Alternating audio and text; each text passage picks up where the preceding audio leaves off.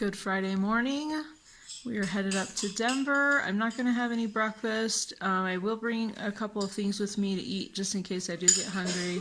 I probably will have lunch, but I also am thinking I might just wait till I get back home and I can make something at home as opposed to eating like a Costco hot dog.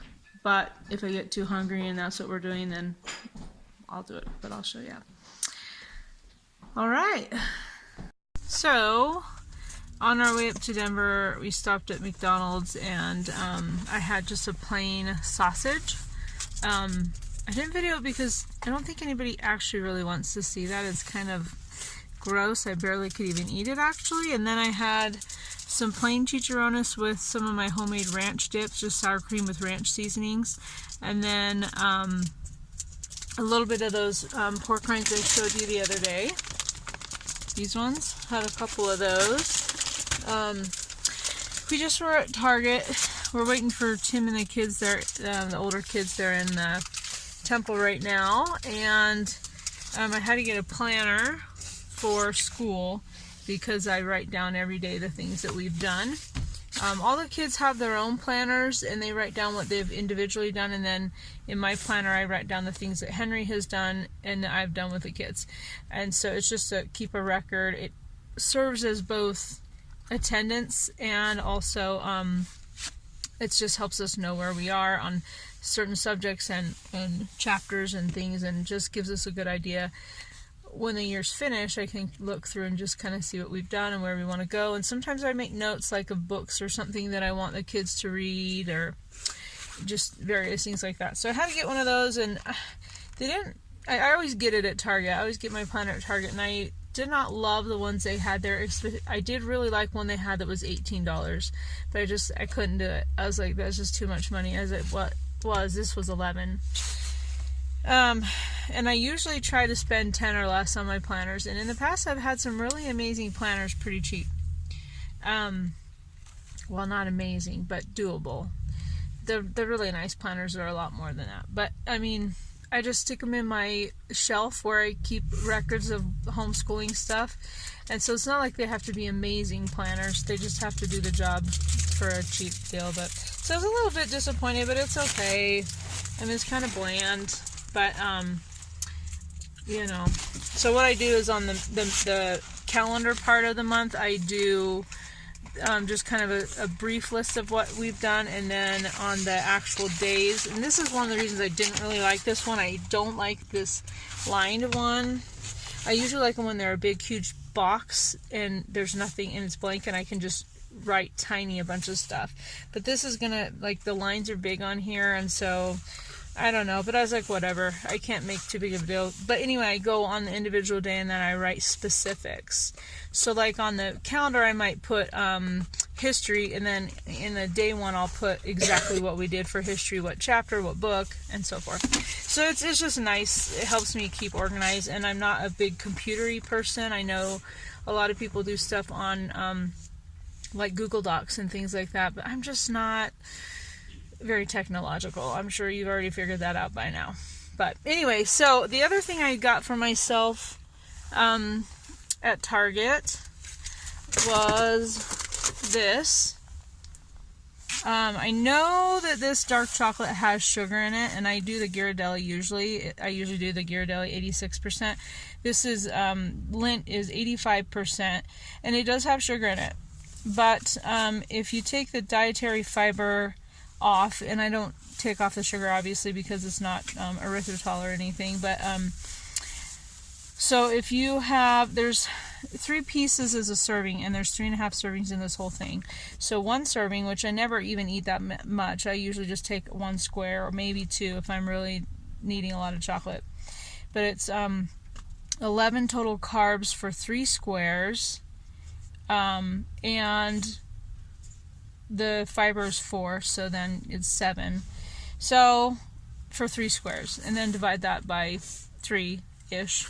So it's not too bad. So yeah, it's not as good as like Lily's or something that's made with monk fruit, but or erythritol or some other kind of fake sugar. But those are very expensive, and Anyway, so I do it. It's not 100% perfectly keto, but it's something that I do, and I've done ever since May 1st. Actually, I've done it for the 4 years I've been on and off keto. I've done this, and it doesn't seem to affect me too poorly. It actually, I think, helps me feel like I'm having a nice treat that's pretty whole food-ish in a way, and it doesn't ever seem to affect me blood sugar wise or anything, because I don't have much.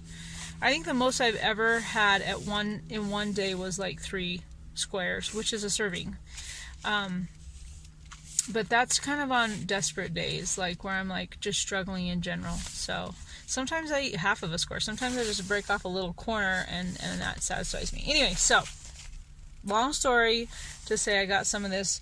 It was on sale, and I'm interested to try it. I had Lindt chocolate a long time ago. Most of the time I've had Lindt chocolate, it's been like the extremely non-keto versions, the milk chocolate and all that stuff. I had some 90% Lindt chocolate when I first started keto 4 years ago, and it just about killed me. I thought it was so bitter. I'm sure now I would love it, but it was out. The highest they had was the 85%. So yeah, because I often do 92% too, which is even better. Anyway, I don't know. How do you feel about these sorts of things? Do you only let yourself have like Lily's chocolate, or do you sometimes let yourself have this high quality super dark chocolate? I'm interested. Okay, so we have some time to kill. I'm not exactly sure what we're going to be doing. And I didn't have dinner last night because I did the buffet. So that's why I did the sausage this morning. I just kind of was like, you know what, I probably should have a little something. And then my guess is we'll probably go to Costco. I'll probably get a gross hot dog. I was trying to wait until I got home, but I couldn't go to sleep last night till 3:30. And so I have a headache. I'm tired. I've had like several days this week where I've only had one meal a day, and I just feel a little off. So I'm gonna eat, but I'm just gonna keep it to like a hot dog. So possibly peeling off the toppings of a pizza. I don't know. Yeah, I prefer keto when it's at home. Keto out and about is not always my favorite. Anyway, okay, I will check in later on. We are still waiting. We just went into our church bookstore and got a couple of little pictures that we like to pin up on our, well, we have 2 cork boards in our kitchen, and so one of them we like to put pictures on, like Christ pictures and things like that. So we got a couple of things for that, and then a little packet of pictures of temples for Henry that he's been asking for a while. So he kind of got a little spoiled today. But so the 2 possible names I was thinking of to change my channel name to are Mama Does Keto or I Am Keto.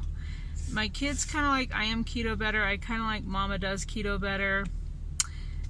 I hesitate a little bit to do something very precise, since my channel is mostly keto, but also I share a little bit about our homeschool and regular life and stuff too. So I do hesitate a little bit to define my channel by the name, but I also appreciate when people say that it's best not to use your actual name.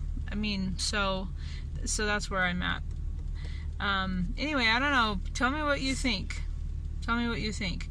Should I stick with my regular name? Should I change it? I don't know.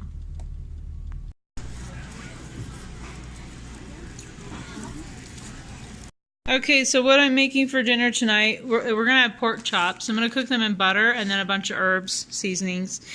And then right now I have cauliflower and Brussels sprouts in this gigantic bowl. I'm gonna drizzle olive oil and salt, pepper, onion powder, garlic powder, parsley on them.